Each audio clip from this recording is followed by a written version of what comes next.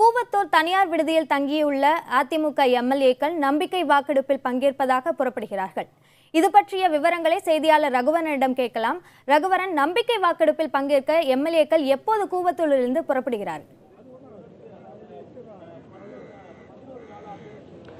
அதாவது எடப்பாடி பழனிசாமி தலைமையிலான அரசிற்கு நம்பிக்கை வாக்கெடுப்பு இன்று காலை நடைபெற இருப்பதையொட்டி கடந்த 10 நாட்களாக கூவத்தூரில் இருக்கக்கூடிய இந்த விடுதியில் தங்கியிருக்கக்கூடிய சட்டமன்ற உறுப்பினர்கள் இன்னும் சிறிது நேரத்தில் இங்கிருந்து புறப்பட தயாராக இருக்கிறார்கள். இங்கிருந்து புறப்படக்கூடிய அமைச்சர்களும் சட்டமன்ற உறுப்பினர்களும் 31 கார்களில் செல்வதற்கு மாவட்ட காவல்துறையினரிடம் அனுமதி வாங்கியிருப்பதாக சொல்லப்படுகிறது.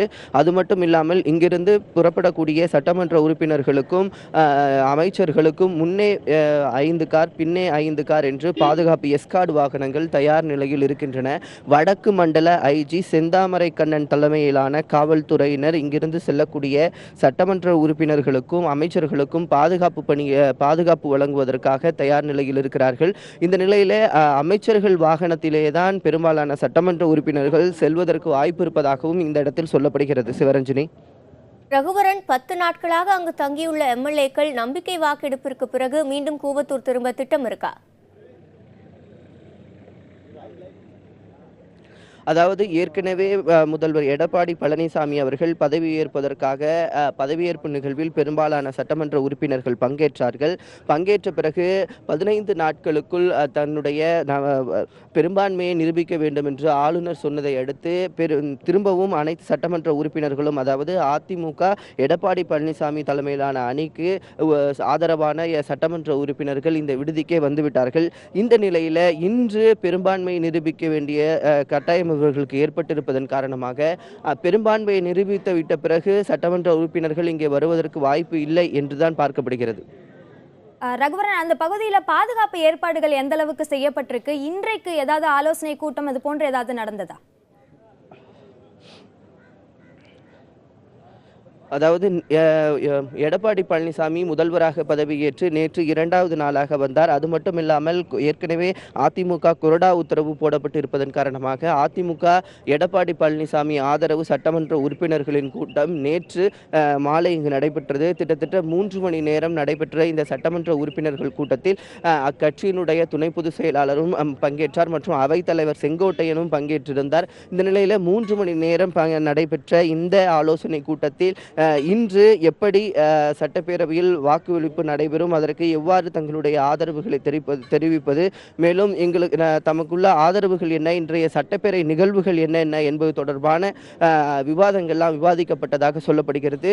எடப்பாடி பழனிசாமியும் கிட்டத்தட்ட 3 மணி நேரம் இங்கேயே தான் இருந்து ஆலோசனை கூட்டத்தில் பங்கேற்றதை நம்மால் பார்க்க முடிகிறது.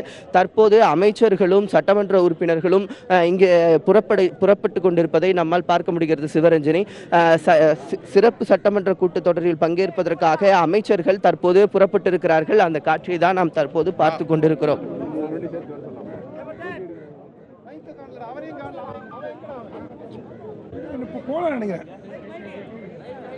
சார், இன்னைக்கு பெரும்பான்மை சார், இன்னைக்கு சட்டப்பேரவை கூட இருக்கிற எப்படி பெரும்பான்மை எப்படி இருக்குன்னு பாக்குறீங்க? இதில் போய் என்ன டவுட்டு? ரெட்டலை ஜெயிக்கும், அதிமுக ஜெயிக்கும். அதாவது இங்கிருந்து செல்லக்கூடிய பெரும்பாலான அமைச்சர்களும் சட்டமன்ற உறுப்பினர்களும் கண்டிப்பாக எங்களுடைய வெற்றி உறுதி என்றுதான் சொல்லிக் கொண்டிருப்பதை நம்மால் பார்க்க முடிகிறது. சிவரஞ்சனி. ரகுவரன், இப்போ அந்த பகுதியில் அமைச்சர்கள் புறப்பட தயாராகி இருக்கிறாங்க. அந்த காட்சிகளை நம்மால் பார்க்க முடிகிறது. அனைத்து சட்டமன்ற உறுப்பினருமே கிளம்புவதற்கான ஒரு சூழல் இருக்கா?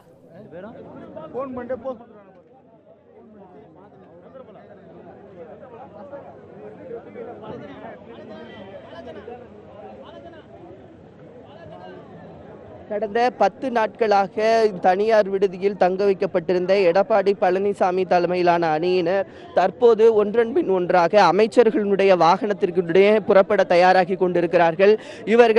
இவர்களுக்கு எஸ்கார்ட் வாகனம் பாதுகாப்பும் கொடுக்கப்பட்டிருக்கிறது. கிட்டத்தட்ட 31 வாகனங்களுக்கு காவல்துறை அனுமதி பெறப்பட்டிருக்கிறது. தொடர்ந்து 10 நாட்களாக தங்கியிருந்த சட்டமன்ற உறுப்பினர்களும் அமைச்சர்களும் தற்போது நம்பிக்கை வாக்கெடுப்பில் பங்கேற்பதற்காக தற்போது புறப்பட்டிருக்கும் காட்சியை தான் நாம் தற்போது பார்த்து கொண்டிருக்கிறோம். அமைச்சர் செல்லூர் ராஜு மற்றும் ஒவ்வொரு அமைச்சருடனும் ஒரு குறிப்பிட்ட அளவிலான சட்டமன்ற உறுப்பினர்கள் அந்த வாகனத்திலேயே தொடர்ந்து சென்று கொண்டிருப்பதை தான் நாம் பார்த்து கொண்டிருக்கிறோம். பேருந்துகளில் செல்வார்கள் என்று சொல்லப்பட்ட நிலையில் வடக்கு மண்டல ஐஜி செந்தாமரை கண்ணன் தலைமையிலான பாதுகாப்பு இவர்களுக்கு வழங்கப்பட்டிருக்கிறது. ஒவ்வொரு அமைச்சருடனும் கிட்டத்தட்ட 3-4 சட்டமன்ற உறுப்பினர்கள் அவர்களுடைய வாகனத்திலேயே செல்வதை தான் நாம் தற்போது பார்த்து கொண்டிருக்கிறோம். சிவரஞ்சனி, ரகுவரன், தற்போது அமைச்சர்களும் எம்எல்ஏக்களும் கூவத்தூரிலிருந்து சென்னைக்கு கிளம்பி இருக்கும் சூழல்ல போக்குவரத்துல என்னென்ன மாற்றங்கள் செய்யப்பட்டிருக்கு?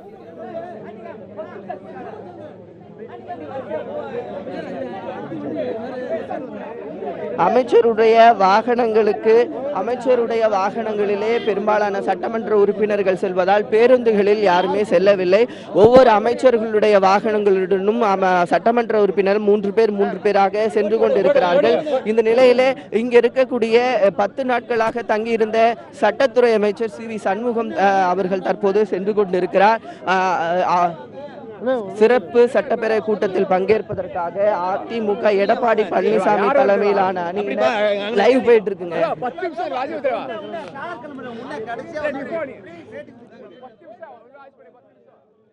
கூவத்தூர் விடுதியில் 10 நாட்களாக தங்கியிருந்த எம்எல்ஏக்கள் சிறப்பு சட்டப்பேரவை கூட்டத்தில் பங்கேற்பதற்காக ஒவ்வொருவராக, அதாவது ஒவ்வொரு காரிலும் அமைச்சர்களுடனே 3-4 சட்டமன்ற உறுப்பினர்களாக ஒவ்வொரு காரிலும், அதாவது 31 வாகனங்களில் அவர்கள் செல்வதற்கான அனுமதி காவல்துறை அளித்திருப்பதாகவும் அதன்படி இப்பொழுது அங்கிருந்து புறப்பட தயாராகி ஒவ்வொரு வாகனங்களாக வெளியில் செல்வதையும் நம்மால் பார்க்க முடிகிறது. அந்த இடத்திலிருந்து போலீசார் பாதுகாப்பும் வழங்கப்பட்டிருக்கிறது. போக்குவரத்து மாற்றங்கள் செய்வதற்கான ஏற்பாடுகளையும் காவல்துறையினர் செய்திருப்பதாக தெரிகிறது.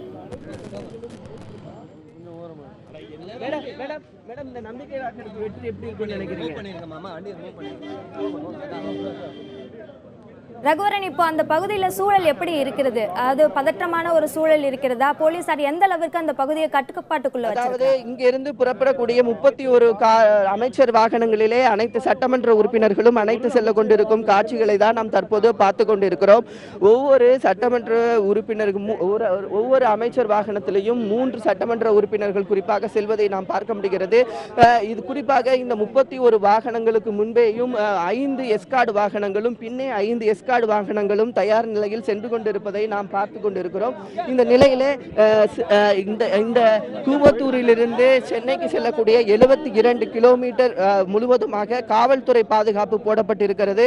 மேலும் பேருந்துகளில் செல்லுவார்கள் என்று எதிர்பார்க்கப்பட்ட நிலையில் அமைச்சர்களுடைய வாகனங்களிலேயே தற்போது சட்டமன்ற உறுப்பினர்கள் அழைத்து செல்ல கொண்டிருப்பதை தான் நாம் தற்போது பார்த்து கொண்டிருக்கிறோம். சிவரஞ்சனி, ரகுவரன், இப்போ நேரடியாக இங்கிருந்து கிளம்பி தலைமைச் செயலகம் தான் செல்கிறார்களா? அதற்கு முன்பாக ஏதாவது ஆலோசனை கூட்டம் இது போன்று நடப்பதற்கான வாய்ப்பு இருக்கிறதா?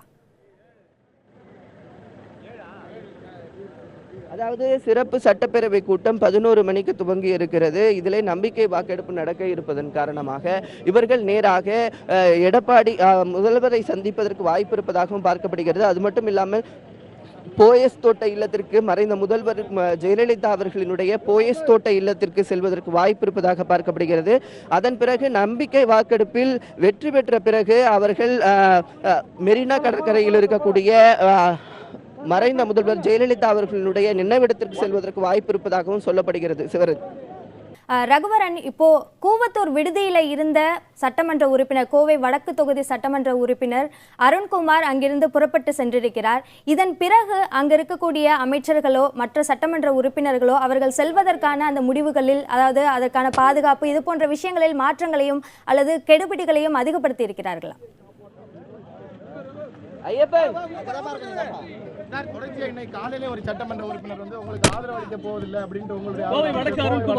எல்லாம் போனாலும் 20 ஓட்டு வித்தியாசத்துல நாங்க ஜெயிக்கிறோம். அதெல்லாம் அப்புறம் பாருங்க. எல்லாம் என்ன சட்டப்பேரவை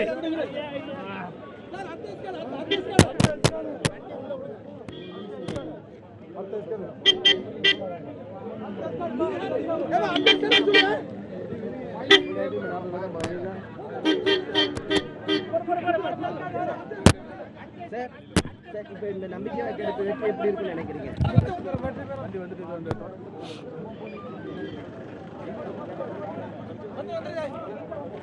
ஒவ்வொரு வாகனத்திலும் கூவத்தூர் விடுதியிலிருந்து புறப்பட்டு சென்று கொண்டிருக்கும் சட்டமன்ற உறுப்பினர்களிடமும் அமைச்சர்களிடமும் அவர்களது கருத்துக்களை கேட்க செய்தியாளர்கள் முயற்சி கொண்டிருக்கின்றனர். அந்த காட்சிகளை தான் பார்த்து கொண்டிருக்கிறோம்.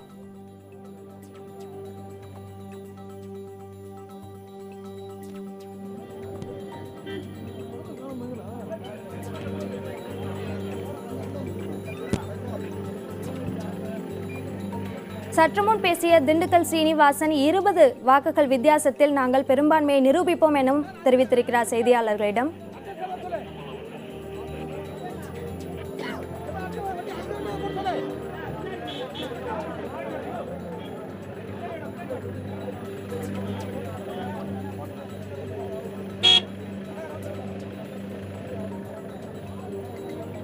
கூவத்தூர் விடுதிக்கு சட்டமன்ற உறுப்பினர்கள் அழைத்து செல்லப்பட்ட போது பேருந்துகளில் தான் அழைத்து செல்லப்பட்டனர். மீண்டும் அங்கிருந்து தலைமைச் செயலகத்திற்கு 3 பேருந்துகளில் அவர்கள் அழைத்து செல்லப்படுவார்கள் என்றே தெரிவிக்கப்பட்டிருந்தது. இந்த நிலையில் 31 வாகனங்களில் தனியாக அமைச்சர்களுடைய கார்களிலேயே சட்டமன்ற உறுப்பினர்கள் செல்வார்கள் என்ற ஒரு முடிவு மாற்றத்திற்கு உள்ளாகி இருக்கிறது என்பதையும் பார்க்க முடிகிறது. அம்மாவுடைய ஆட்சியை மீண்டும் நம்முடைய அண்ணன் எடப்பாடி தலைமையில் நிரூபிப்போம். தர்மம் வெல்லும், தர்மம் வெல்லும்.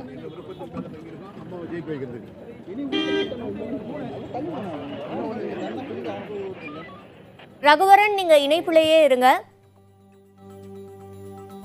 கோவை வடக்கு தொகுதி எம்எல்ஏ அருண்குமார் நம்பிக்கை வாக்கெடுப்பை புறக்கணிப்பதாக அறிவித்துள்ளார். கட்சி தலைமையின் போக்கு அதிருப்தி அளிப்பதாக கூறி அவர் கட்சி பொறுப்பில் இருந்தும் விலகுவதாக தெரிவித்துள்ளார். வடக்கு தொகுதியினுடைய சட்டமன்ற உறுப்பினர் இந்த கழகத்தினுடைய தலைமையினுடைய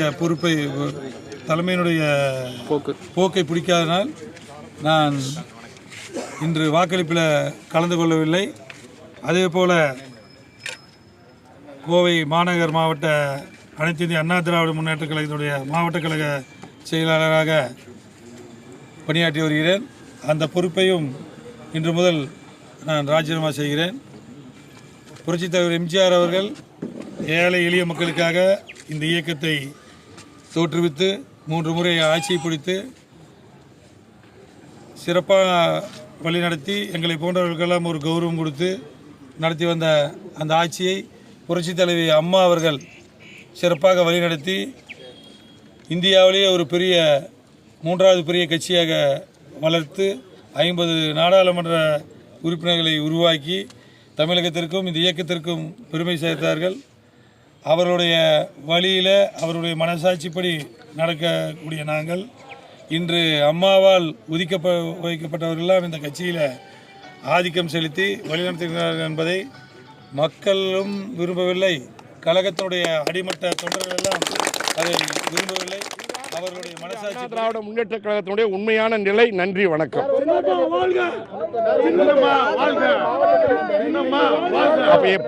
எல்லாரும் மீண்டும் அம்மாவுடைய ஆட்சி தொடர மீண்டும் வருவார்கள். எங்களுக்கு பெரும்பான்மை ஆதரவு இருக்கிறது. அதுக்கு கூடுதலாகவே இருக்கு. அது கூடுதலாகவே இருக்குன்னு கொஞ்ச நேரம் தெரியும். அதெல்லாம் நீங்க கொஞ்ச நேரத்தில் சட்டமன்றத்தில் பார்ப்பீங்க.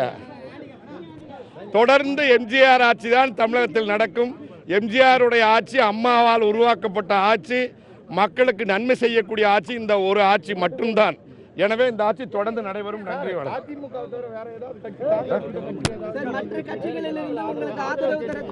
மற்ற கட்சிகள் ஆதரவு கொடுத்தால் வரவேற்போம். ஆனால் அதிமுகவுக்கு போதுமான பலம் உள்ளது. நன்றி.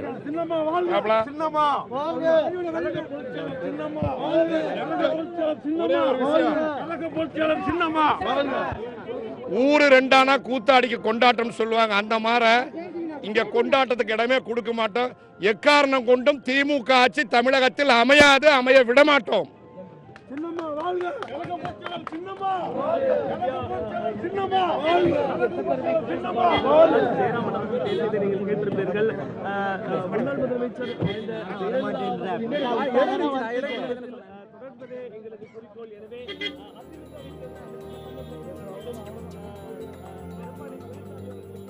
தொடர்ந்து நமது செய்தியாளர் ரகுவரனிடம் பேசலாம்.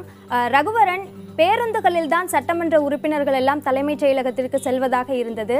இப்போ வாகனத்தில் கார்களில் அமைச்சர்களுடனே செல்வதில் இந்த ஒரு மாற்றம் என்பது அருண்குமார் சென்ற பிறகு எடுக்கப்பட்ட ஒரு முடிவா?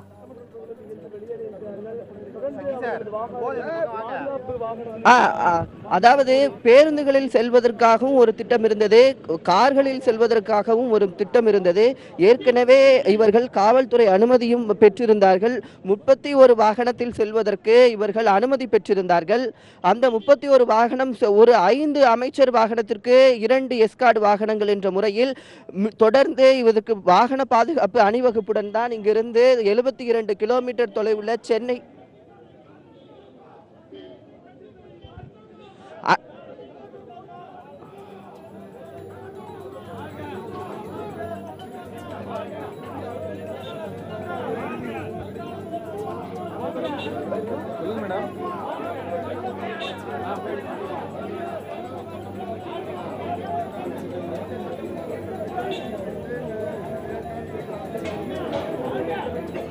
தற்போது இங்கிருந்து அனைத்து சட்டமன்ற உறுப்பினர்களும் அமைச்சர்களும் சென்று விட்டார்கள். தற்போது பொள்ளாச்சி ஜெயராமன் செய்தியாளர்களை சந்திக்கும் பொழுது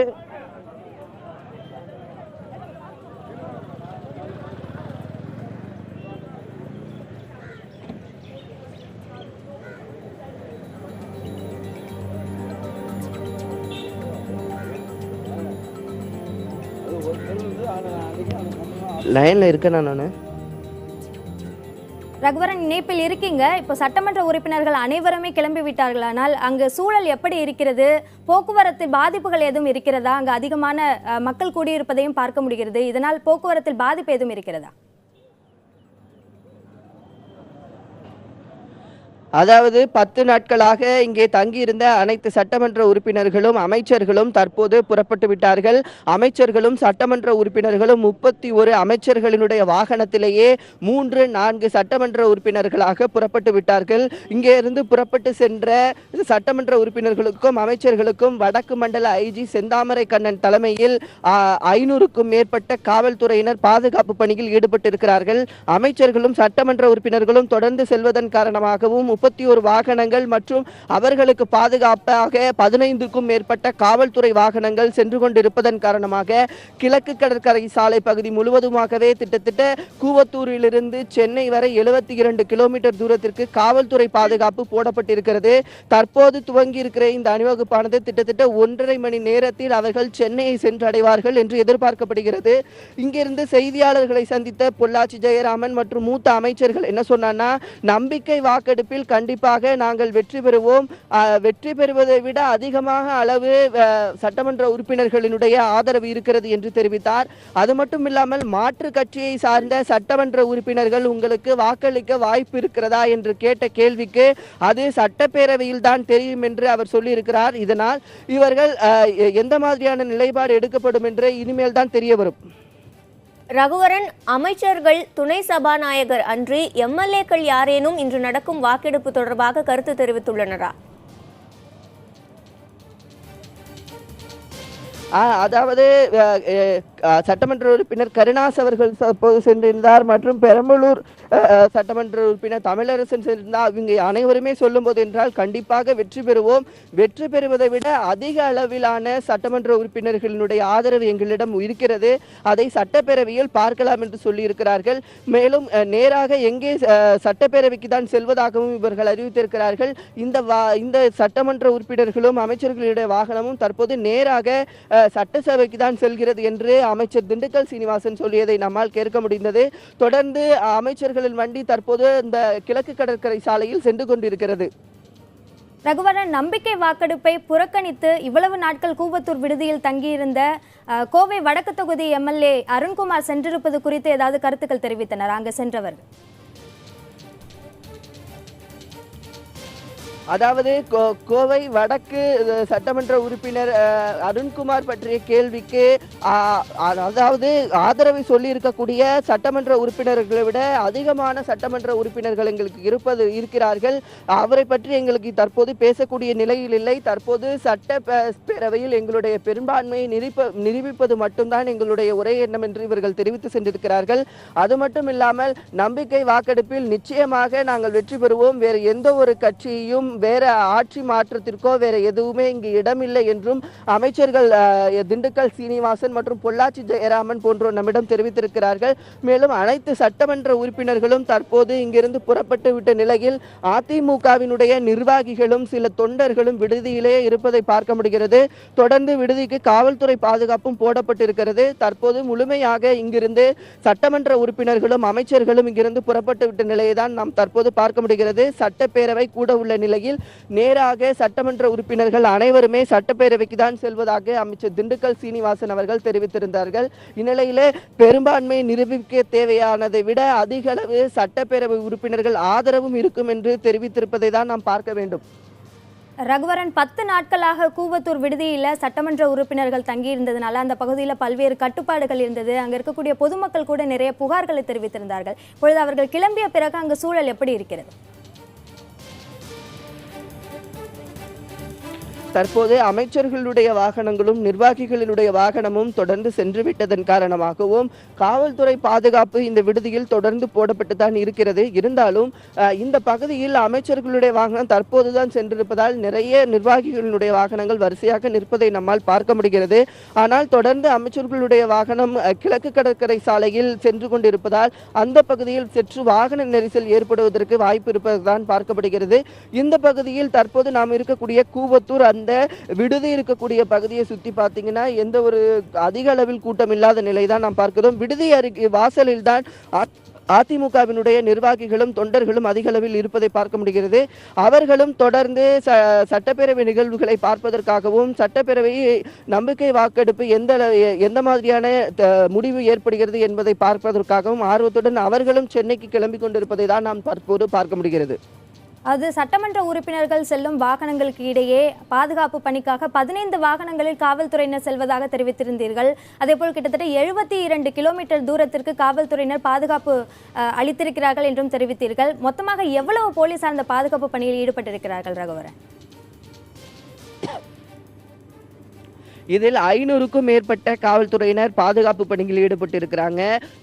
ஏற்கனவே நேற்று இரவே எப்படியான நடைமுறைகள் இருக்கும் என்பது தொடர்பாக காவல்துறையிடம் ஏற்கனவே விளக்கப்பட்டு விட்டது. வடக்கு மண்டல ஐஜி செந்தாமரை கண்ணன் தலைமையில் தான் பாதுகாப்பு கொடுக்கப்பட்டிருக்கிறது. ஏற்கனவே காவல்துறையினரும் மூத்த அமைச்சர்களும் பேச்சுவார்த்தை நடத்தியிருக்காங்க. எப்படி போற 2 திட்டங்கள் இருந்தது. ஒன்று பேருந்து மூலியமாக செல்வது, 2 அமைச்சர்களின் வாகனத்திலே செல்வது என்று 2 திட்டங்கள் ஏற்கனவே கொடுக்கப்பட்டிருந்தது. இந்த நிலையிலே அமைச்சர்களுடைய இன்று காலை பார்த்தீங்கன்னா அமைச்சர்களுடைய 32 வாகனங்களிலே செல்வதாகவும் அவர்களுக்கு முன்னே அமைச்சர்களுடைய வாகனத்திற்கு முன்னே 5 கார்களும் பின்னே 5 காவல்துறை எஸ்கார்ட் கார்களும் செல்வதாகவும் ஒவ்வொரு 5 கார்களுக்கு இடையேயும் 2 காவல்துறை வாகனங்கள் செல்வதற்காகவும் அனுமதி வழங்கப்பட்டது. இந்த நிலையிலே தற்போது அதே பாதுகாப்புடன் 500க்கும் மேற்பட்ட காவல்துறை பாதுகாப்புடன் இங்கிருந்து அமைச்சர்களும் சட்டமன்ற உறுப்பினர்களும் தற்போது புறப்பட்டிருக்கிறார்கள். மேலும் சட்டப்பேரவையில் தங்களுடைய பெரும்பான்மையை நிரூபித்த பிறகு அவர்கள் மறைந்த முதல்வர் ஜெயலலிதா அவர்களுடைய நினைவிடம் செல்வ இருப்பதாகவும் அவர்கள் நம்மிடம் தெரிவித்திருக்கிறார்கள். இந்த நிலையிலே 10 நாட்களாக இங்கே தங்கியிருந்த சட்டமன்ற உறுப்பினர்களும் அமைச்சர்களும் தற்போது இங்கிருந்து 500க்கும் மேற்பட்ட காவல்துறை பாதுகாப்புடன் அவர்கள் சட்டப்பேரவை நிகழ்வில் பங்கேற்பதற்காக சென்றிருக்கிறார்கள்.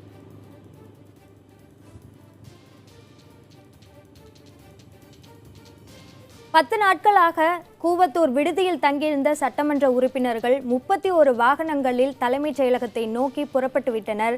அவர்கள் அந்த வாகனத்தில் ஈசிஆர் சாலையில் அவர்கள் சென்று கொண்டிருக்கும் காட்சிகளை நாம் பார்த்து கொண்டிருக்கிறோம். அவர்கள் சென்ற பிறகு கூவத்தூர் விடுதியில் எந்த மாதிரியான சூழல் நிலவுகிறது என்பது குறித்தும் பார்த்தோம்.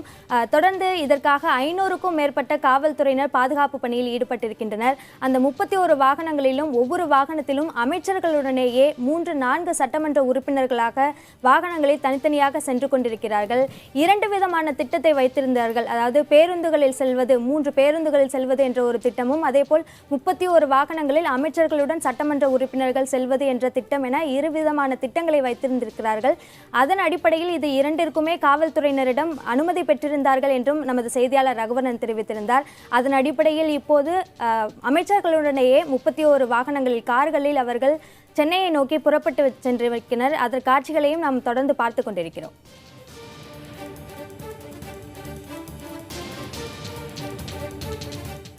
தலைமைச் செயலகத்தில் செய்யப்பட்டிருக்கும் ஏற்பாடுகள் குறித்து செய்தியாளர் மகாலிங்கமிடம் கேட்கலாம். மகாலிங்கம், இன்று கூடும் சிறப்பு சட்டப்பேரவை கூட்டத்தை முன்னிட்டு அங்கு என்னென்ன ஏற்பாடுகள் செய்யப்பட்டிருக்கு?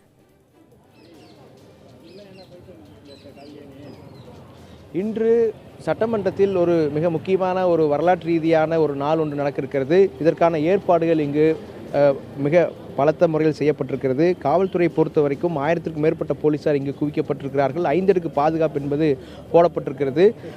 வளாகத்திற்குள்ளே தனியார் வாகனங்களுக்கு அனுமதி இல்லை என்று சொல்லப்பட்டிருக்கிறது. அரசு வாகனங்களுக்கு மட்டுமே உள்ளே அனுமதி என்று சொல்லப்பட்டிருக்கிறது. அது மட்டுமல்லாது சோதனைக்கு பிறகே வாகனங்கள் அனுமதிக்கப்படுகின்றன. எனவே போர் நினைவு சின்னத்திலிருந்து உள்ளே வரும் வரைக்கும் கடுமையான கட்டுப்பாடுகளை விதித்திருக்கிறார்கள். இந்த பகுதி முழுவதும் தற்பொழுது காவல்துறையுடைய கட்டுப்பாட்டிற்குள் இருப்பதை நாம் பார்க்க முடிகிறது. இப்போ சட்டப்பேரவையில், சிறப்பு சட்டப்பேரவை கூட்டத்தில் நம்பிக்கை வாக்கெடுப்பு நடக்கக்கூடிய அந்த சமயத்தில் உள்ளே போலீஸ் பாதுகாப்பு இருக்குமா? அதற்கான அனுமதி இருக்கிறதா? அவை காவலர்கள் இந்த முறை அதிக எண்ணிக்கையில் அவை காவலர்கள் வரவழைக்கப்பட்டிருப்பதாக சொல்லப்பட்டிருக்கிறது. குறிப்பாக 11 மணி வாக்கில் இந்த சிறப்பு சட்டமன்ற கூட்டம் என்பது தொடங்க இருக்கிறது. தொடங்கியவுடனே சபாநாயகர் இந்த கூட்டம் எதற்காக தொடங்கி இருக்கிறது என்பது குறித்த ஒரு முன்னுரையை நிகழ்த்துவார். அதற்கு பிறகு முதலமைச்சர் எடப்பாடி பழனிசாமியை ஒரு தீர்மானம், அதாவது நம்பிக்கை தீர்மானத்தை கொண்டு வர சொல்லி அறிவுறுத்துவார். அதற்கு பிறகு எடப்பாடி பழனிசாமி நம்பிக்கை தீர்மானத்தை முன்மொழிந்து பேசுவார். அவர் முன்மொழிந்து பேசிய பிறகு எதிர்க்கட்சி தலைவர்களுக்கு பேசுவதற்கான வாய்ப்பு என்பது கொடுக்கப்படும் என சொல்லப்பட்டிருக்கிறது. அவர்கள் பேசிய பிறகு வாக்கெடுப்பு என்பது தொடங்க இருக்கிறது. கிட்டத்தட்ட 11:30 மணி வாக்கில் வாக்கெடுப்பு என்பது நடக்க வாய்ப்பு இருப்பதாக சொல்லப்பட்டிருக்கிறது. வாக்கெடுப்பு தொடங்குவதற்கு முன்பாக சபாநாயகர் 3 முறை தனது எச்சரிக்கை மணியை அடிப்பார். அந்த எச்சரிக்கை மணியை ஒலித்த பிறகு உள்ளே எத்தனை எம்எல்ஏக்கள் இருக்கிறார்கள் என்பதை உறுதி செய்வார்கள். அதற்கு பிறகு 6 குழுவாக பிரிக்கப்பட்டு ஒவ்வொரு குழுவாக வாக்கெடுப்பு என்பது நடக்கும். குறிப்பாக முதலில் யாரெல்லாம் ஆதரவு தெரிவிக்கிறார்கள் அவர்கள் எழுந்து நிற்க வேண்டும். பிறகு யார் எதிர்ப்பு தெரிவிக்கிறார்களோ அவர்கள் எழுந்து நிற்க வேண்டும். நடுநிலையாளர்கள் இருந்தால் அவர்களும் அடுத்த கட்டமாக எழுந்து நிற்க வேண்டும். இப்படி 3 முறை ஒவ்வொரு பிரிவுக்கும் வாக்கெடுப்பு என்பது இருக்கும் என சொல்லப்பட்டிருக்கிறது. எழுந்து நிற்கும் உறுப்பினருடைய பெயரை செயலர், சட்டப்பேரவை செயலர் உறக்கமாக சொல்லுவார். அதை அங்குள்ள எழுத்தர் எழுதி கொள்வார். இப்படி 6 பிரிவுகளாக இங்கு சட்டமன்றத்தில் உள்ள உறுப்பினர்கள், இன்று ஆஜராகக்கூடிய உறுப்பினர்களுடைய அவர்களை வைத்து வாக்கெடுப்பு என்பது நடக்கும். இந்த வாக்கெடுப்பு நடந்து முடிந்த பிறகு கிட்டத்தட்ட 5 நிமிடங்கள் இதனுடைய கூட்டல் கணக்குகளை போடுவதற்காக எடுத்துக்கொள்வார்கள். 5 நிமிடங்களுக்கு பிறகு இறுதி முடிவை சபாநாயகர் அறிவிப்பார் என சொல்லப்பட்டிருக்கிறது. ஒவ்வொரு எம்எல்ஏவும் வாக்கெடுப்பிற்கு போது எழுந்து நிற்க வேண்டும். அதே போல நேரடியாக ஆஜராகிருக்க வேண்டும். கடிதம் கொடுத்தால் ஏற்றுக்கொள்ளப்பட மாட்டாது என்று சொல்லப்பட்டிருக்கிறது. எனவே நேரில் ஆஜராக வேண்டும். இப்படி பல்வேறு கட்டுப்பாடுகளும் இன்று விதிக்கப்பட்டிருக்கிறது. மகாலிங்கம், ரகசிய வாக்கெடுப்பு எடுக்க வேண்டும் என்று பன்னீர்செல்வத்தின் ஆதரவாளர்கள் கோரிக்கை வைத்திருந்தனர். அது பரிசீலிக்கப்படுமா?